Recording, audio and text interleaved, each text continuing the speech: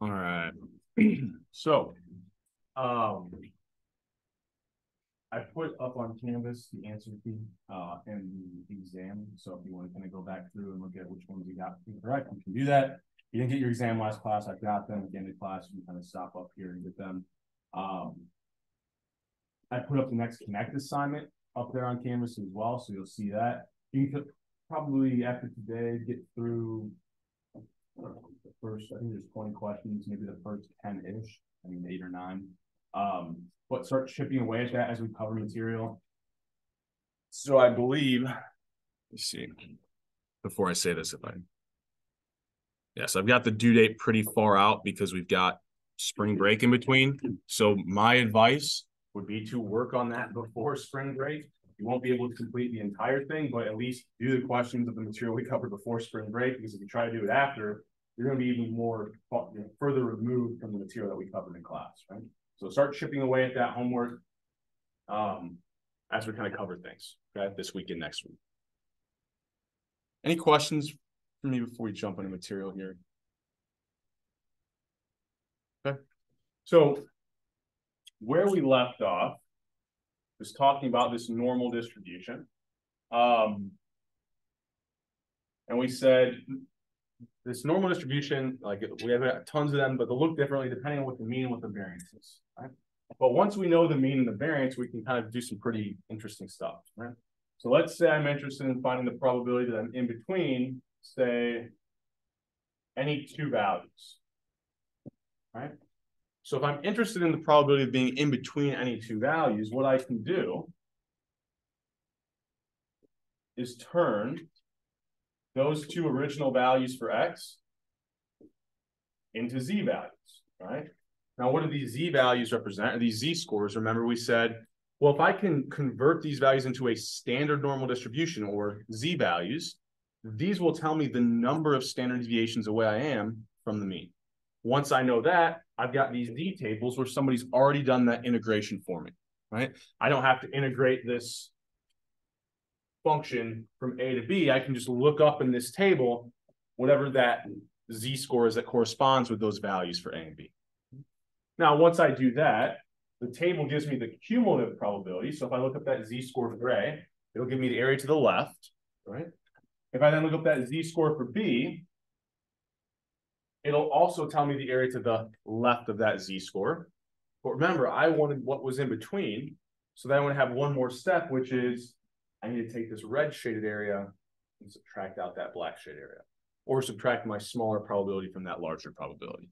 So those are kind of my general steps, right? I've got this range probability I want to find. Turn those x values, whatever they are, a and b here are actually the numbers of practice, but turn those into z-scores. Think about the region you're looking for. Look up those probabilities using those z-scores. Look up those probabilities on the z table or standard normal table. Once I have those probabilities, I then sometimes have a fourth step, right? Here I had to subtract the smaller probability from the larger probability.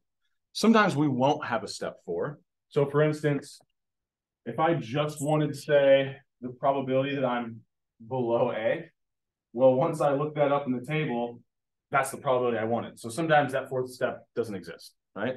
If we're ever just wanting to find the probability of being below a certain value, we don't have to do anything with the probability. That's exactly what the table will give us. Okay? And we'll go through a couple examples of both here in a second. So the first one doesn't really have a whole lot of context, but it's going to follow this same idea. And I always think it just helps to kind of draw these out. We can think about what we're looking for. So here, I've just got some normally distributed variable x. I'm told its mean is what? 5. Variance is 25. And I want to know what's the probability I'm in between 10 and 15. Now, automatically, what do I know this probability has to be less than?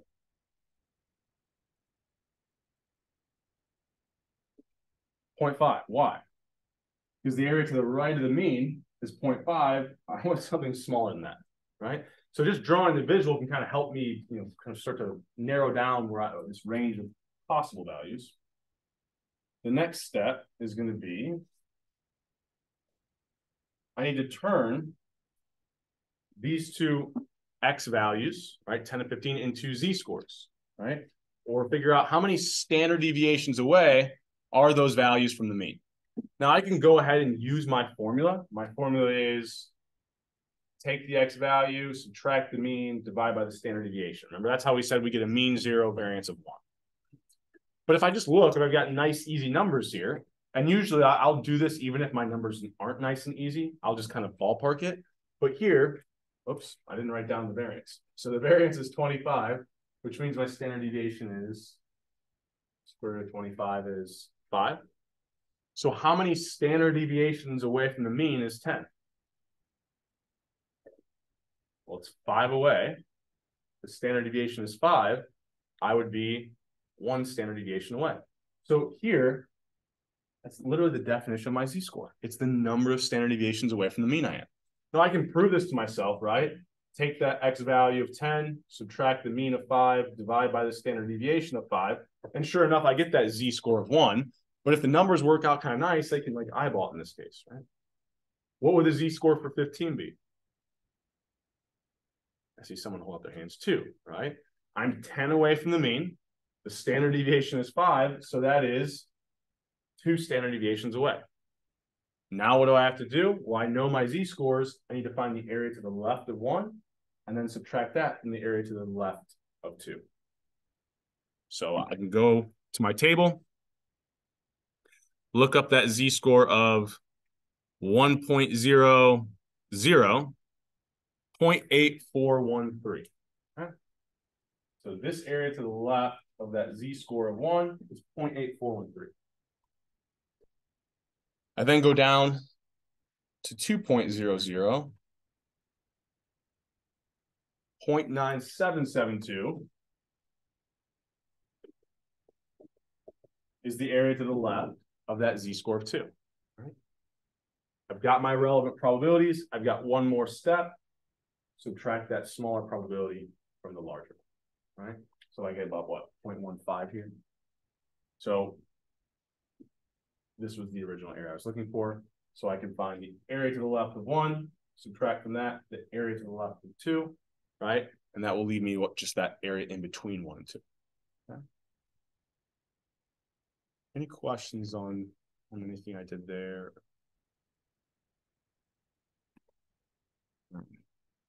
We'll keep working through a bunch of examples. So I did all this. There we go. All right. This is basically what we did on the board. All right. Looking at those probabilities here, I use like red brick to kind of go like take this blue area, subtract out that red brick area, and be left with just what's here. So what if instead I have something that actually has like I don't know, not say relevance, but like they're not just numbers, right? So we're doing a lot with weather data today. I don't think we'll look at it in Excel until Monday. But I've got like an Excel file that just says all this historical Indiana weather data. And what ends up being true, here, I'll show you before I just tell you, is, you know, if I look at average rainfall, this is really, I mean, other than like a little blip here, this is really close to a normal distribution. I mean, rainfall is very normally distributed. Excuse me, temperature is also very approximately close to a normal distribution. And if we had the data, we can calculate what over the last 120, whatever, I forget how many years of data I have, over the last 120 years, what's the average monthly rainfall, right? So I could use the average function to find the mean, use the variance, var.s to find the variance. I now have this normally distributed variable. I know its mean, I know its variance. I can start to find the probability of, okay, what's the likelihood I see in between 2 and 3 inches of rainfall, this average rainfall this next year. And that might seem stupid, it's just the weather, but there's a lot of industries that heavily rely on how much rain there is in the year, right? Especially looking at like the most obvious ones, like farming industry, right? But even thinking about things like construction, there's a lot of other areas where they're probably interested in, okay, what's the likelihood we get this much rainfall, or we get the temperatures above or below this certain value? So we'll go through a couple examples of that.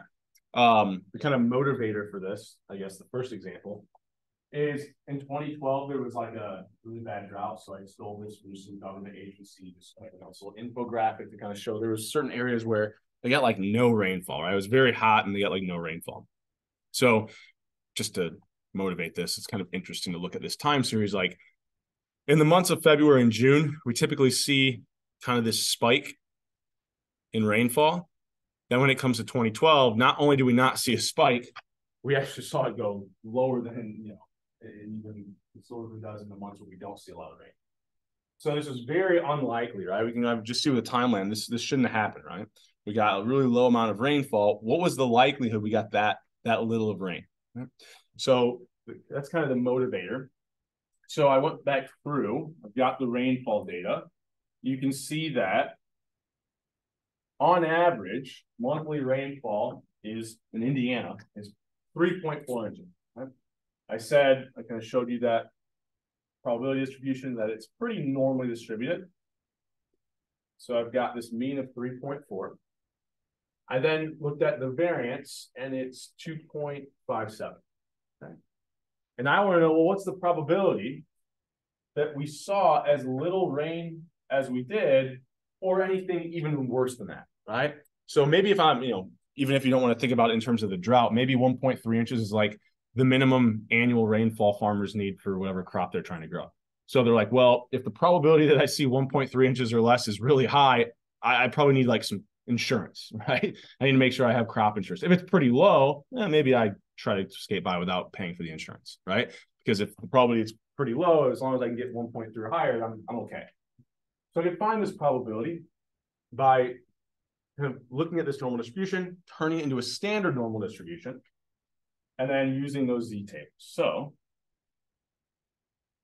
I want to turn this value of 1.3 into a z-value. Okay. How can I do that? Well, I'll take that x value, I'll subtract my mean, and divide by my standard deviation. Now here, I don't have the standard deviation, but how could I find it? Yeah, simply take the square root of 2.57. Now, I don't know what this ends up. Is this 1.5 something? 1 point. Anyone help me? Square root of 2.57. Nobody's feeling helpful today. Yeah. 1.6. Okay. Close, right? So we've got this standard deviation. We could just plug that value in instead of doing the square root of 2.57 here, right? That's all I'm doing here is I'm just finding the standard deviation. So I could have just plugged in that 1.6. Now, if I want to, before I even go to the equation, a lot of the times I like to figure out what the standard deviation is because I can at least like ballpark think about what this z-value should be. So notice here, I'm like what, 2 away from the mean, just 2.1, I guess. Well, if the standard deviation is 1.6, being 2.1 away means I'm somewhere in between 1 and 2 standard deviations, right? I don't, I'm not gifted math, enough to like know exactly like by looking at those numbers, but I know it's somewhere between 1 and 2, right? So even going, before I go into this, I should be thinking about this is about 1 to 2 standard deviations below. Now, what the exact value is, I could actually figure out by using that z-score equation. And I end up finding it's about 1.31 standard deviations below. Okay. Now, we'll see in some other examples, it is just coincidence that these numbers are similar in this example, right? Because if you think about it, if we're not dealing with rainfall, we're dealing with like income or something. Well, we're going to have values in the thousands, but we're not going to have z-scores that are in the thousands, right? Because the z-scores would be the number of standard deviations away. So it just happens to be that rainfall, we have kind of lower amounts, so it kind of matches up and looks more similar to our z-values, right? Excuse me. But we have this z-value of negative 1.31. We want to know the probability that we see that or anything below it. Well, all I have to do is look that z-value up in the table, and that's what the table gives me. Okay? So I'll go to my standard normal table. I wanted negative 1.31. So my second decimal, right, was negative 1.31. So I'm going to use this column. Scroll down to negative 1.3, 0.0951. Right? So the probability that we saw rainfall be as low as we did in 2012 or anything less than that, about a 9% chance, right? So what was unlikely, but not the most unlikely thing. So here we didn't really have a fourth step because once we found the probability from our table, that's exactly what we wanted. right? What if instead I had phrased it as, well, what's the probability we see rainfall be 1.3 inches or greater? Then I would have a fourth step, which is what? So if I wanted this area, everything's exactly the same, except I then subtract that probability from 1, or subtract 0.0951 from 1. Any questions on this before we keep moving here? All right. So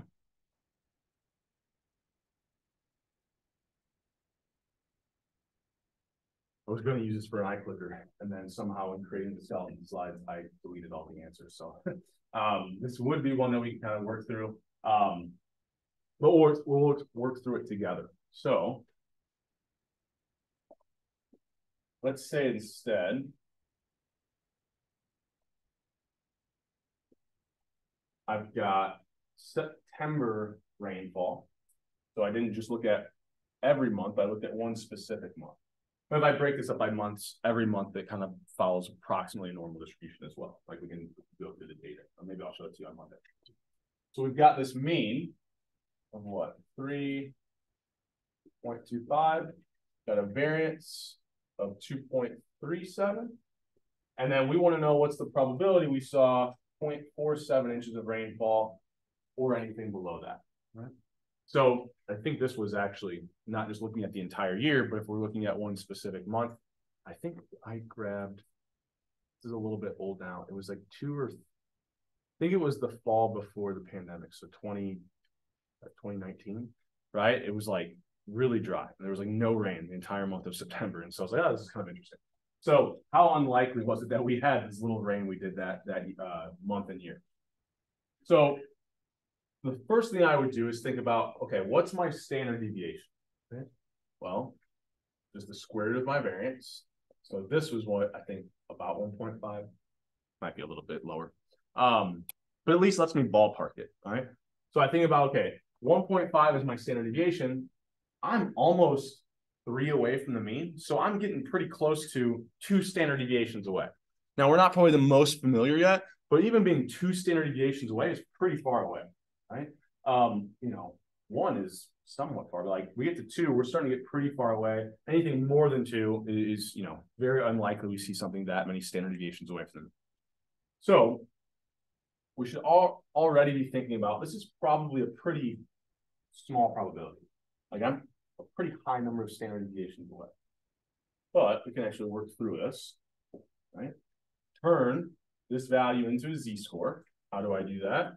Well, I take my x value, I subtract the mean, and I divide by my standard deviation at whatever this exactly ends up being.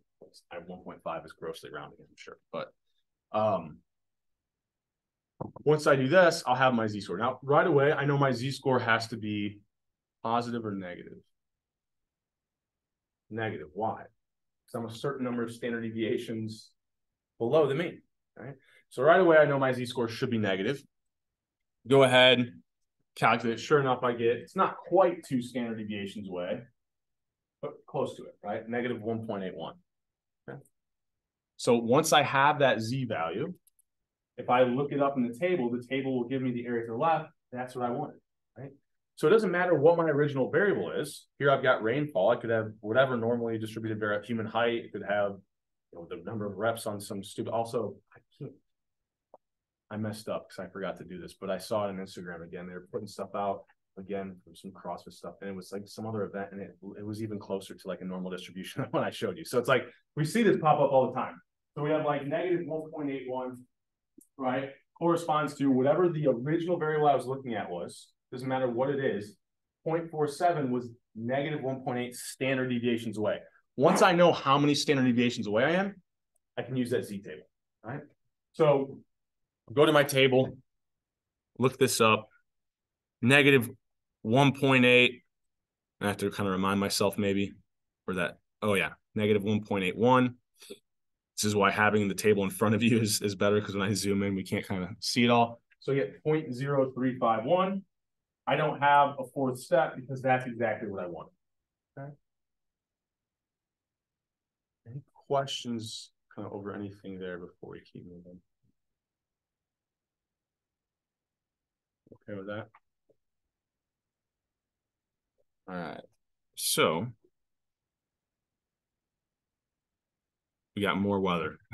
So instead of rainfall, we've got another variable that's pretty normally distributed is actually temperature. Not if you look at like the entire year, but if we look at like month by month, right? So we'll break this down into months. I'll go through a June example, and then I've got an example from February that we'll go through as well. And I need to update this slide. The data we actually looked at, I think I updated it up to 2021. So I have a few more years of data. But we can start to answer questions like, what's the probability we see it be as warm as it is in certain months based off of the historical data? So I've got June temperature here. And it has a historical mean, is it 70.75? Yeah. And then a variance of 6.3, right?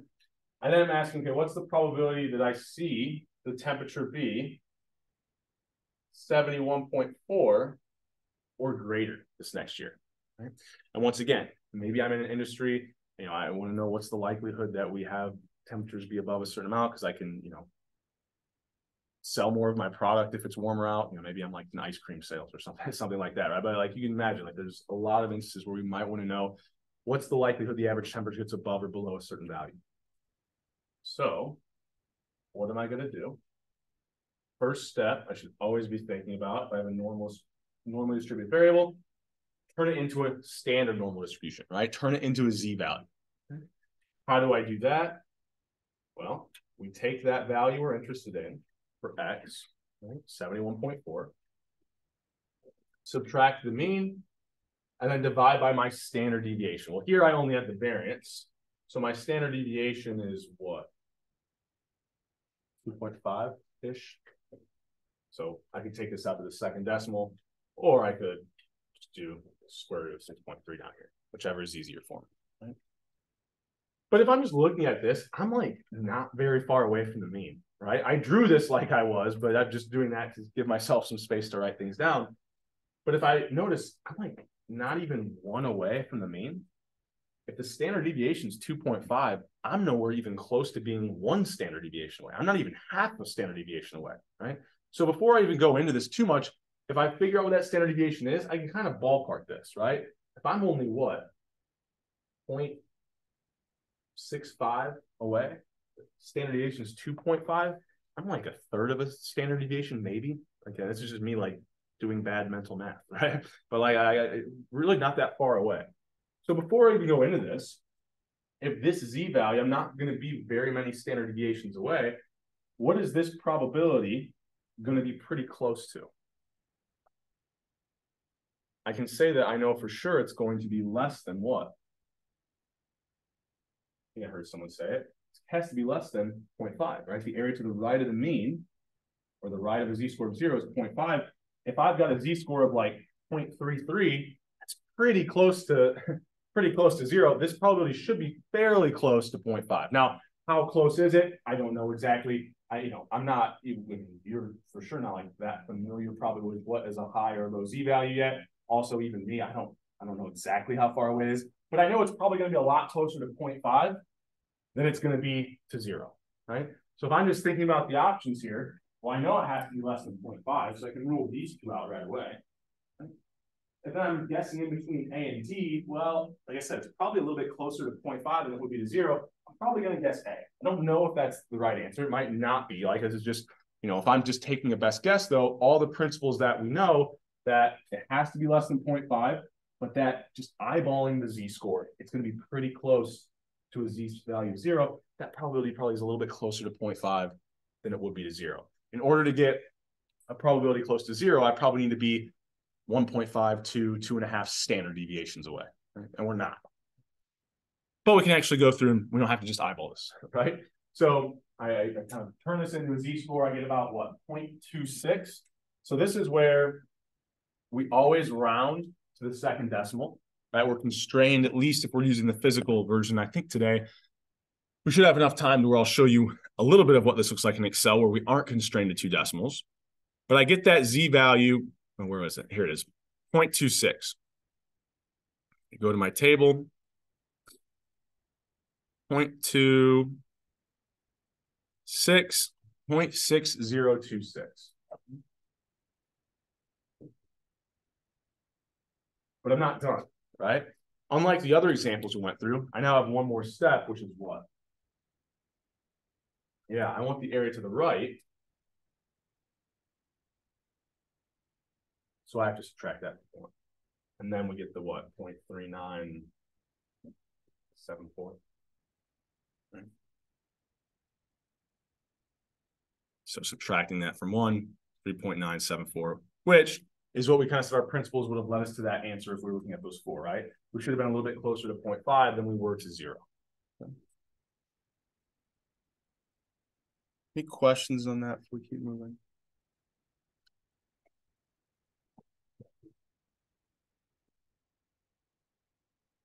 All right. So what do I want to do here? I think we'll do this. So I'll give you guys a little bit of time to work on this one. We'll kind of come together and talk about it. So it's very similar, right? But it's actually a more relevant example because I'm interested in it. This is the things I do. But I was like, man, I feel like really wanted this one, right? Like compared to most Februarys. So I went out, looked at what the average temperature was. I think this was as of Tuesday. I looked this up. Mine needs to be a little bit different. But on Tuesday, the average temperature this month was about 46.9, right? Doesn't seem that warm. But if we look at historical data, the average temperature in February is usually 29.8 in Indiana, right? So we've got the mean, we've got a variance. The variance is pretty high. There's a lot of variation in February temperatures, right? So the variance is 34.3. Oh, and I didn't change this to match up with, just so there's no confusion. Give me 1 second here. This should be 34.3. Okay. So we've got this mean, we've got this variance. I have this value I'm interested in, which is what's the probability we've seen the temperature be as high as it is, or even higher, right? 46.9. So I'll give you a little bit of time, right? Turn this X value into Z-score. Look that Z-score up in the table. You'll find a probability, the cumulative probability of seeing that Z value or anything below it. We want to know what's the probability we see 46.9 or greater. So it should look really similar to the last one we did. Okay, so give you a couple minutes and then we'll kind of go through this one here together afterwards.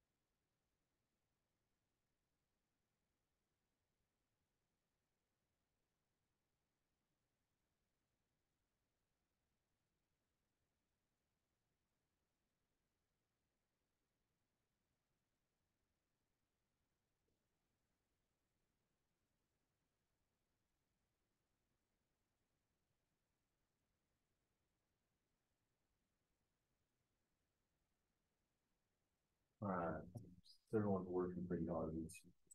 Be kind today. So we'll work through this one together. Notice I'll leave it open. So hopefully if everyone's any ounce of attention today, we should all get this answer right. Okay. So first of all, which of these can I rule out right away? Looking for a probability. It has to be between 0 and 1. So right away, you should probably think about what's A probably going to end up being. And I was trying to trick you. Once I turn that value of 46.9 into a z-score, my guess is it's going to be 2.89. I don't know how many of you got that far, but I'm guessing that's what the z-score is. So how did I get to that point? So we go. My mean is 29.8. My variance is 34.3. And I want to know what's the probability I see temperatures this month be 46.9 on average or higher. Well, before I even try to turn this into a z value, I'm going to try to just kind of eyeball it or ballpark it. So what would my standard deviation be here? Close to 6, but I don't know exactly what it is. 5 point what? 5.9. Okay. So I'm close to a standard deviation of 6. How far away am I from the mean? It's a little more than 15. So I'm getting close, like I'm over 2 standard deviations away. I'm somewhere between 2 and 3 standard deviations. So I'm pretty far away. Once again, we may not be the most familiar with how far away, like what's a really large z-score, but the table stops at 4, right? In fact, the table, once we get up to like above 2.5, these probabilities are very close to 1, right? So getting 2.5 standard deviations away, that's pretty far away. Now, from there, we still have to kind of work through this. So I've got to turn this into a z value to get the exact z value. I take my x value, I subtract the mean, I then divide by my standard deviation, right? I think, if anybody else, if I'm wrong on this, should get a z-score of about 2.89 if we round to the second decimal. Okay. So there's my z value. Now remember, I want the area to the right away. What do I know this probability has to be less than? It's the area to the right of the mean. 0.5. I want something smaller than that. I know my probability is going to be less than 0.5. If I look up here, I have to do the rest of the work. Right? There's only one option that's less than 0.5. Right? But in case there were other options, like how would we actually figure out what that exact probability is? Well, I look up that z value of 2.89 on my table. So just to remind ourselves, that second decimal, 2.89 is this last column. Scroll down, 2.8, 0.9981. But remember, and this is why drawing it always kind of helps, that table is always giving you the area to the left, right? Or the cumulative probability. If I wanted the area to the right, I have one more step, which is subtract it from 1, and I get that probability of 0.0019, right? So hopefully everybody gets this one correct, right? So everybody get an answer in. 22, 23 of us. Everybody good? All right, I'm going to close it out. Oops. All right. So, good work. Oops. You work through all these steps, and I don't know. Maybe this is cool. Maybe it's not. All right. Like this is, it's something I can kind of quickly, you can figure out the probability it's as warm as it is currently in February, or even warmer. There's only about a 0.19% chance that it's that warm, right? Or a probability of 0.0019, right? And you could do this with like whatever you're interested in, right? Like you could do like whatever normally distributed variable, like maybe I have income, but that's not really normally distributed variable. It's kind of right skewed. But if I want to do like human height, what's the probability if I chose someone at random that they're above 7 feet tall, right? Well, I can figure out how far away from the mean being 7 feet tall is, and then kind of convert that into a z-score, look it up in the table, right? So it applies to a lot of different scenarios, especially if all I really need is a normally distributed variable. So I'll show you kind of a unique one here in Excel in just a second. But I've got one more example I want to work through on the board here, unless there's any questions on this specific problem. Okay with this so far? So I told you something last class, and I said you just have to like believe me. But maybe you can already kind of envision where this is coming from. So I said that if we go one standard deviation above and below the mean, it's always going to be about 68%, I think is what it is. We'll actually figure out what it is, but excuse me. So if I want the probability of being in between two values, right? Or the probability I'm in between one standard deviation above, one standard deviation below, I could actually figure out what this is, right? Converting those into z-scores, find the area to the left of whatever this z-score is, find the area to the left of whatever z-score that is, and then subtract that smaller area from the larger area, and I'd be left with just what's in between. Now, what I can do is, when I'm turning these into z-values, I don't have numbers here, but remember, what's the definition of a z-value? It's the number of standard deviations away we are. So if I'm looking at a value, doesn't matter what normally distributed variable it is, if I'm looking at a value that's one standard deviation above the mean, that's always going to have a z-score of 1, right? It's one standard. I got to prove this to myself, right? So if I take that x value that's one standard deviation above, subtract the mean, divide by the standard deviation, this cancels, I get 1, right? What if I want to look at one standard deviation below the mean? Well, that's just a z-score of -1. I'm then going to go to my table,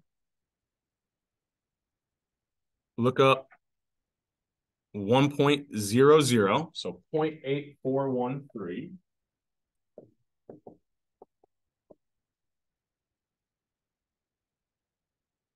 And then I'm going to subtract from that whatever the area to the left of a z-score of -1 is, right? So I go up here. Maybe. There we go. -1.00, 0.1587. Subtract that area to the left of -1 from the area to the left of +1. And I get what, 0.68 something. 26. I'm looking at this right. Or if I round to the second, 68.3%, right? Which I think is what I had in the slides last class. Right? So I didn't just grab that number like it's not, magic, right? It's the fact that if we're ever one standard deviation above and below, those will always have whatever values are. If it's human height, right? If it's, I'm one standard deviation above and below, maybe it's like, I don't know, 65 to 68, right? Or maybe if it's rainfall, it's, 1.3 or 2.3 to 3.4, whatever the numbers end up being. But if I'm looking at values that are one standard deviation above and below the mean, they'll always have z-scores of 1 and -1. When I look those values up on the table, I'm always going to find 0.8413 and 0.1587. So I can always guarantee that if I'm one standard deviation above and below the mean, there's always a 68% chance that I see a value somewhere in that range. And then you could do the same thing for like 2 standard deviations above. That's where I was getting all those numbers from as well. Any questions before we keep moving? All right. So hopefully this is starting to kind of make some sense.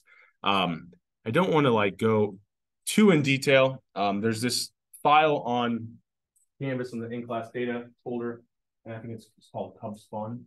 I did, once again, the things I do in my free time sometimes, I don't know, it's sad. But I was interested in this not too long ago, right? So I think this was 2017.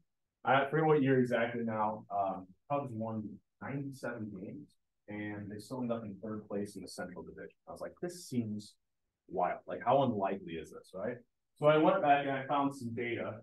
Since they've had 162 game seasons, the number of wins that the 1st place person, the 2nd place, and the 3rd place person had in that Central Division, right?